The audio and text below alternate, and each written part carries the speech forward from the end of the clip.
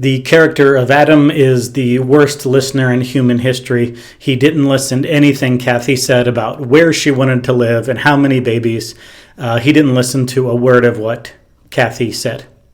Now, he has made a lifetime of not really entering into what his boys are going through, not really listening to them. And that is demonstrated in the beginning of this chapter in a somewhat humorous way, but it quickly turns into a serious way as Lee is giving him his recipe and Adam doesn't really hear a word of it. But then it immediately turns serious, not from a recipe to his own son has this secret life behind his back, and Adam not listening to his sons doesn't really know what's going on in their life. And that's only half his fault. The other half can be put on Aaron's shoulders. He's ashamed of his father, and he thinks he lives in an especially dirty town.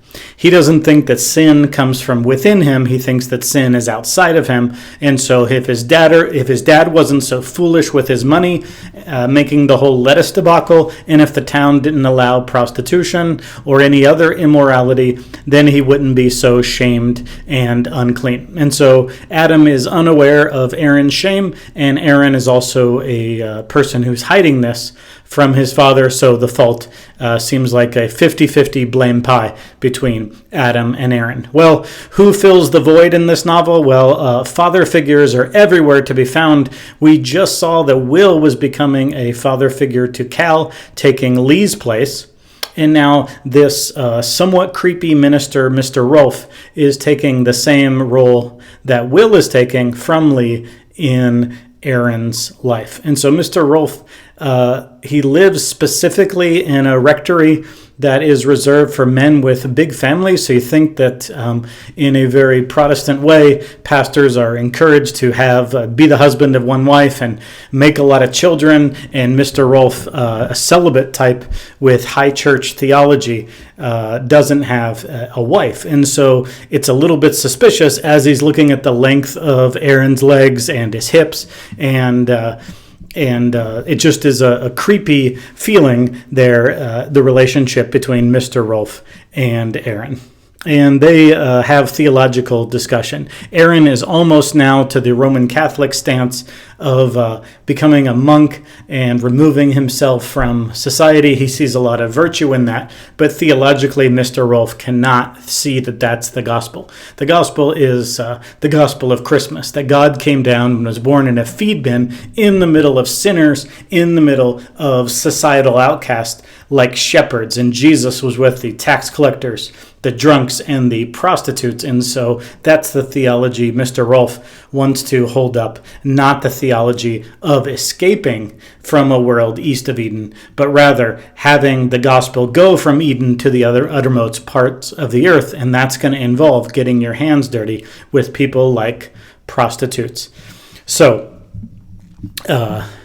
but what's ironic is sometimes the prostitutes come to your church. You don't have to go out into the seedy community. Every once in a while, a prostitute visits your church. But boy, does she leave early, and boy, is she veiled, and boy, does she pick the weirdest pew to sit in from Rolfe/Aaron's point of view. So whoever this prostitute is, she doesn't want to be seen. So obviously, we can see that Kathy has some reason to be doing what Cal did to her. Maybe curiosity. What is Kathy up to? Is she going to do something? Is she going to try to spoil Aaron? Or is this just an information collecting mission? Only time will tell, or maybe it won't. And then in a surprisingly, shockingly tiny paragraph, Steinbeck just slips in the fact that Liza Hamilton died and she wasn't as glowing as she appeared in life, and he just mentions her cheekbone. So it seems here, heading toward the end of East of Eden, the Trask family has completely consumed the Hamilton family. Samuel has died, Tom and Desi have died, and it's just tragedy after tragedy, and now the matriarch Liza is dead as well. So only Will, the venture capitalist, seems to be a functional, viable Hamilton for the rest of the story, playing in any meaningful way. So then the discussion ensues between Lee and Adam, with a little input by Cal of what Aaron is really up to, tipped hand by one of Aaron's teachers who tells Adam what he's up to.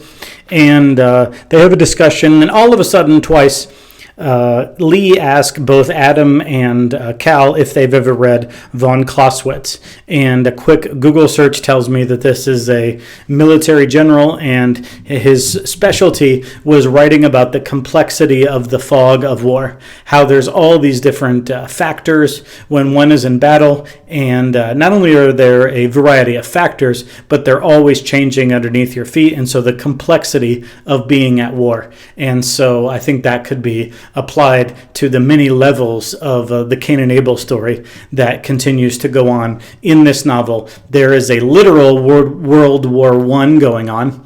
There's the war of the annihilation of the Native Americans that Adam participated in. There's, of course, the Civil War that Cyrus participated on. And then there's the struggle between brothers. There's the father-son struggle of the Cain and Abel story. And, of course, there's the war with the self that Cal is praying and battling, and really the theological heir of Mr. Rolfe. Cal is battling it out in the real world, whereas Aaron seems to be escaping the real world. So this war that Lee is asking about is taking place on every level in every relationship throughout the novel, or nearly ever. Doesn't seem like Kathy is striving toward any type of good, unless she's actually listening to the sermons, but I doubt that that's what she is at church for.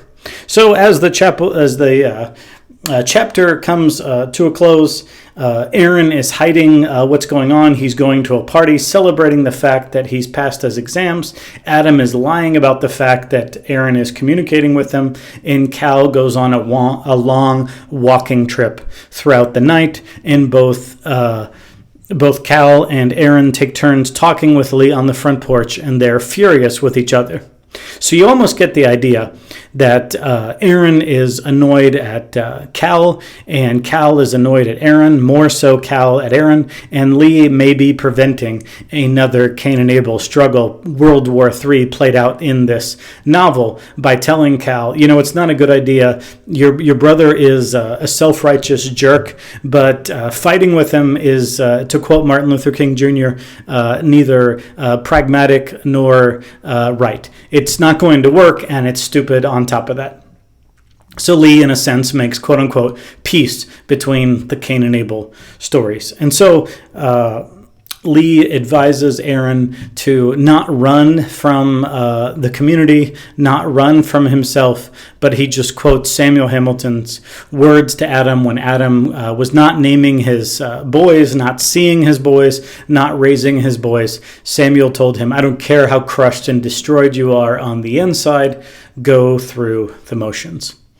And all of this is taking place, and there is a strong metaphor and allusion back to the Cain and Abel story and back to the Charles and Adam story, with Lee's suggestion that Adam secretly buy Aaron a gold watch. And Adam, though he's not rich man anymore, he buys a gigantic gold watch with an engraving on it. And now the roles are reversed from the Cain and Abel story. Now the father is giving one, but not both of the sons, a gold watch. So Adam's gold watch is symbolic of his favoritism. Why? Because he sees that Adam has a secret life.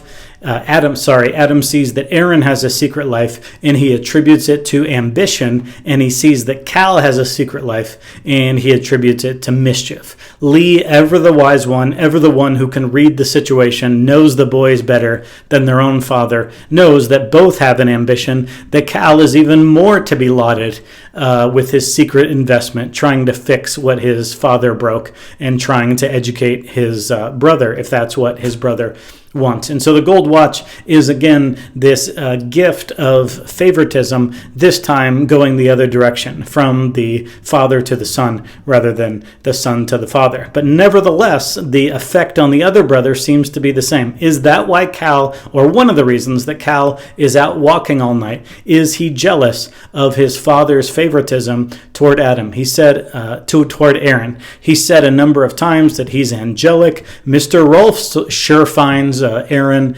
angelic. And so is Cal pacing around all night and angry at his brother out of jealousy? And does that gift of the gold watch, does that symbolize the sacrifice accepted by the son, not the father this time? And so we have this war between the family played out, but now Steinbeck is cleverly subverting it, so it's not just a third part of a movie sequel of Cain and Abel, Charles and Adam. And so now the relationship between the two brothers and the father are subverted, and so that we get the same Cain and Abel story, but told from the top down.